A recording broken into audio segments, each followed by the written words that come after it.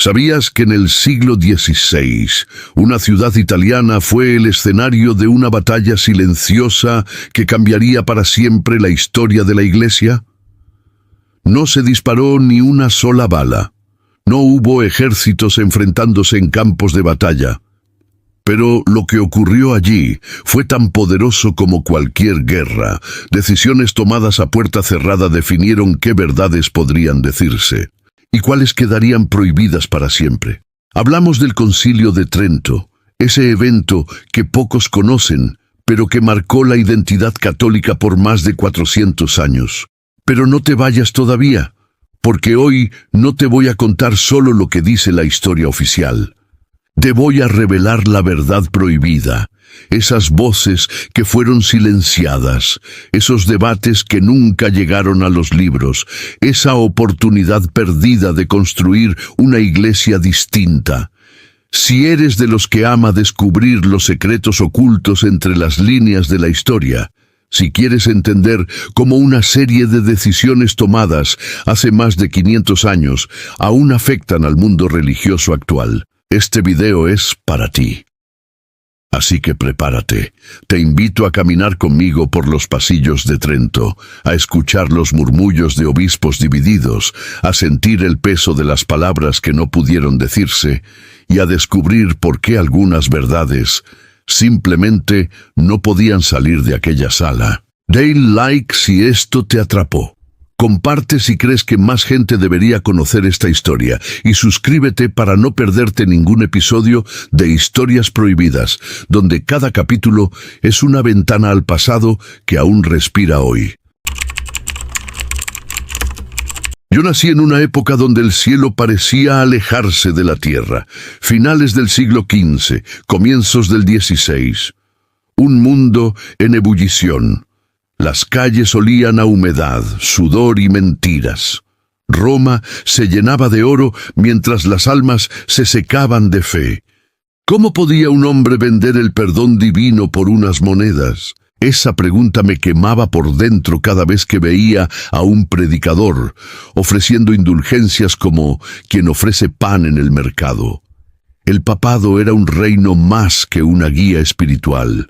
Los obispos ostentaban poderes terrenales y los clérigos más cercanos a Dios parecían haberse alejado de él. La corrupción no estaba oculta, estaba a la vista. Y lo peor, se justificaba con versículos mal interpretados y tradiciones endurecidas. Pero también había esperanza. En los salones de los humanistas, en los libros prohibidos, en los ojos de los monjes que susurraban reforma, se sentía un cambio. Había quienes pedían regresar a las raíces, a los evangelios, a una iglesia más limpia, más sincera. Algunos lo hacían desde adentro, otros ya habían comenzado a romper con Roma. Yo escuchaba, yo observaba, yo sabía que algo grande estaba por venir. Y aunque no lo sabía aún, ese algo cambiaría para siempre la historia de la iglesia. Porque todo iba camino a Trento. Fue en 1517 cuando el eco de un martillo resonó en toda Europa. Martín Lutero, aquel monje agustino de Wittenberg, clavó sus 95 tesis en la puerta de una iglesia y sin saberlo abrió una grieta en la roca sólida del papado.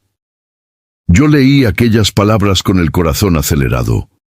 Decían cosas que muchos pensábamos, pero pocos nos atrevíamos a decir en voz alta. No hay indulgencias verdaderas, decía. La salvación no se compra, se vive. Era como si por fin alguien hubiera dado forma a mis dudas, pero no todos lo recibieron como un profeta. Para muchos en Roma fue un hereje. Sin embargo, su mensaje prendió como pólvora. Pronto surgieron otros, en Ginebra, Zúrich, Inglaterra, y con ellos una nueva visión del cristianismo. En los claustros, los debates se volvieron apasionados. Algunos defendían que la iglesia debía responder con fuerza, otros insistían en que era hora de purificarse desde adentro. Yo me inclinaba por lo segundo. ¿Acaso no podíamos ser fieles y, al mismo tiempo, renovarnos? Pero el mundo ya no era el mismo. La ruptura crecía y con ella la necesidad de un concilio. No para defender lo injustificable, sino para reconstruir una iglesia que ya no podía seguir ciega ante sus heridas. Y así, poco a poco, se fue gestando la idea de Trento. Llegó el año 1545. Trento, una ciudad pequeña en el norte de Italia, sería el escenario de lo que muchos llamaban el último intento de unidad cristiana. Otros lo veían como una oportunidad para cerrar filas contra los herejes. Yo, desde mi rincón oscuro, lo veía como una posibilidad. Tal vez allí se pudiera sanar lo roto, tal vez se escucharan voces nuevas, tal vez se encontrara una verdad distinta a la impuesta. No fue fácil convencer al Papa Paulo III de la urgencia del asunto.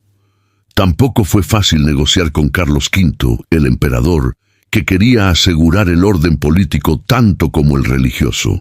Las tensiones entre España, Francia, Alemania y Roma eran palpables. Cada país traía consigo sus propios intereses, y detrás de cada obispo viajaba una agenda diplomática. Pero Trento se convocó, y con ello también se convocó la esperanza. ¿Podría este concilio salvar a la Iglesia? ¿O solo enterraría bajo dogmas cualquier posibilidad de diálogo? Cuando llegué a Trento, lo hice como escriba de un cardenal reformista. Traía en el alma preguntas, en el cuerpo fatiga y en el corazón la ilusión de ver nacer algo nuevo. No sabía entonces que algunas verdades jamás saldrían de aquellas salas. Las primeras sesiones fueron como el amanecer, llenas de luz pero frágiles. Trento vibraba con la energía de hombres que habían cruzado montañas y ríos para discutir lo que ni espadas ni tratados podían resolver. Obispos, teólogos, legados papales, todos reunidos bajo el techo de una iglesia que parecía contener el peso del mundo. Había quienes buscaban reconciliación. Cardenales como Contarini y Seripando hablaban de unidad, de comprensión, de revisar prácticas sin renunciar a la fe. Pero también estaban los intransigentes, aquellos que no venían a dialogar, sino a imponer. Su mensaje era claro: no hay negociación posible con herejes. Roma no cambia, Roma define. Me quedé pasmado al ver cómo se silenciaba a algunos antes de que hablaran. Palabras como reforma interna o libertad de conciencia eran miradas con sospecha. Incluso entre los católicos había divisiones profundas. ¿Debía la Iglesia adaptarse al mundo o mantenerse inalterable? Un día, durante un receso, escuché a un anciano teólogo murmurar: ¿qué clase de reforma es esta si solo permite hablar a unos pocos? Aquella frase me persiguió durante semanas. Porque en Trento no solo se decidía el futuro de la Iglesia, también se decidía qué verdades tenían derecho a existir. Los días en Trento se llenaron de debates tan intensos como interminables. ¿Era suficiente la fe sola para alcanzar la salvación? ¿O las obras también eran necesarias? ¿Era la Escritura el único fundamento de la doctrina o la tradición tenía igual autoridad? Esas preguntas no eran abstractas para mí, eran batallas donde se jugaba el destino de millones. Finalmente se tomó posición. La fe debe acompañarse de obras. La tradición no se separaba de la Biblia. La transubstanciación fue ratificada como dogma. La misa, no solo como memorial, sino como sacrificio real. Salí de Trento siendo otro hombre. Ya no era el joven idealista que llegó lleno de preguntas y esperanzas. Ahora era un testigo de decisiones que marcarían al mundo por siglos. Pero también dejó heridas abiertas. Dejó preguntas sin respuesta, verdades prohibidas. Durante siglos, Trento fue el faro de la Iglesia Católica. Su catecismo se enseñó en cada rincón. Sus cánones se aplicaron con rigor. Su visión del mundo se extendió por América, Asia, África, pero también se extendió el miedo a pensar distinto, el miedo a preguntar demasiado. Solo mucho tiempo después, con el Vaticano II, volverían a abrirse algunas puertas que Trento cerró. Pero eso es otra historia. Yo, desde mi humilde papel de escriba, solo puedo dejar esto. Testimonio. Un registro de lo que ocurrió y de lo que no se permitió decir. Porque hay verdades que no pueden prohibirse para siempre y quizás algún día sean escuchadas. ¿Y tú? ¿Qué opinas de lo que pasó en Trento? ¿Crees que hubo oportunidades perdidas o simplemente era imposible hacerlo de otra manera? Déjame tus comentarios abajo. Quiero saber qué piensas. Dale like si este relato te atrapó. Comparte si crees que más gente debería conocer esta verdad oculta. Y si aún no te has suscrito, hazlo ahora y activa la campanita para que no te pierdas ningún episodio de Historias Prohibidas. Porque aquí no solo contamos lo que ocurrió, también descubrimos lo que se cayó. Pero había otras cuestiones que nunca llegaron a discutirse. ¿Podría haber comunión bajo ambas especies? ¿Debía permitirse el matrimonio clerical? ¿Podrían los fieles leer la Biblia en sus lenguas maternas? Algunos obispos intentaron plantearlas.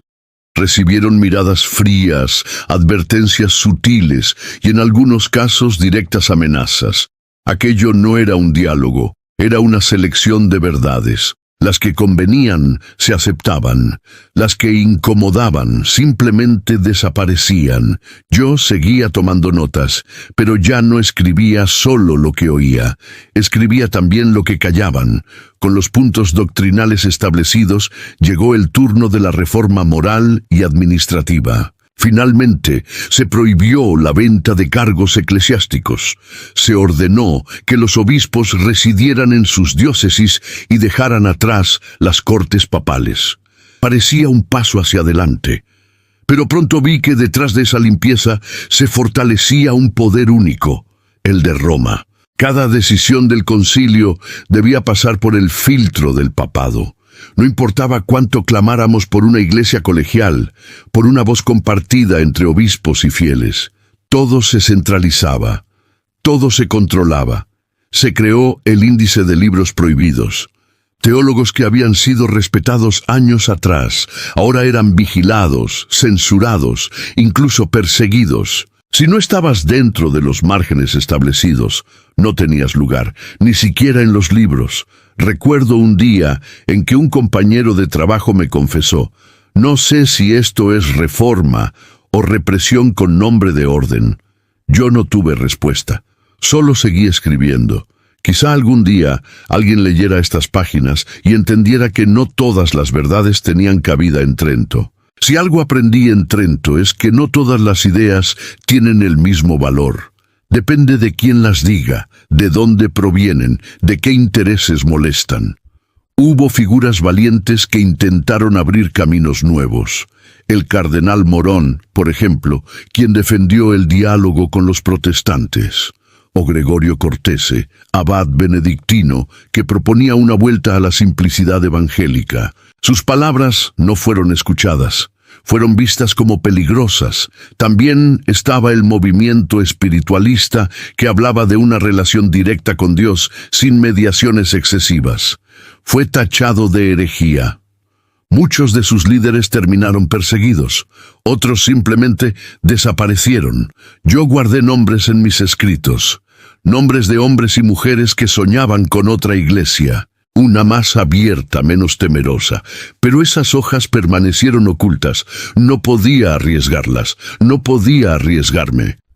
Años después, al releer mis anotaciones, me pregunto, ¿qué hubiera pasado si se hubieran escuchado esas voces? ¿Habría sido diferente la historia de la iglesia? Menos sangrienta, más cercana al corazón de Cristo. Quizá nunca lo sepamos, pero yo sí las escuché. Y no las olvidaré. Salí de Trento siendo otro hombre. Ya no era el joven idealista que llegó lleno de preguntas y esperanzas. Ahora era un testigo de decisiones que marcarían al mundo por siglos. El concilio dejó un legado indiscutible. Una iglesia más estructurada, con normas claras, con una identidad definida frente al protestantismo. pero también dejó heridas abiertas, dejó preguntas sin respuesta, verdades prohibidas. Durante siglos, Trento fue el faro de la Iglesia Católica. Su catecismo se enseñó en cada rincón, sus cánones se aplicaron con rigor, su visión del mundo se extendió por América, Asia, África. Pero también se extendió el miedo a pensar distinto, el miedo a preguntar demasiado. Solo mucho tiempo después, con el Vaticano II, volverían a abrirse algunas puertas que Trento cerró. Pero eso es otra historia. Yo, desde mi humilde papel de escriba, solo puedo dejar esto: testimonio, un registro de lo que ocurrió y de lo que no se permitió decir. Porque hay verdades que no pueden prohibirse para siempre, y quizás algún día sean escuchadas.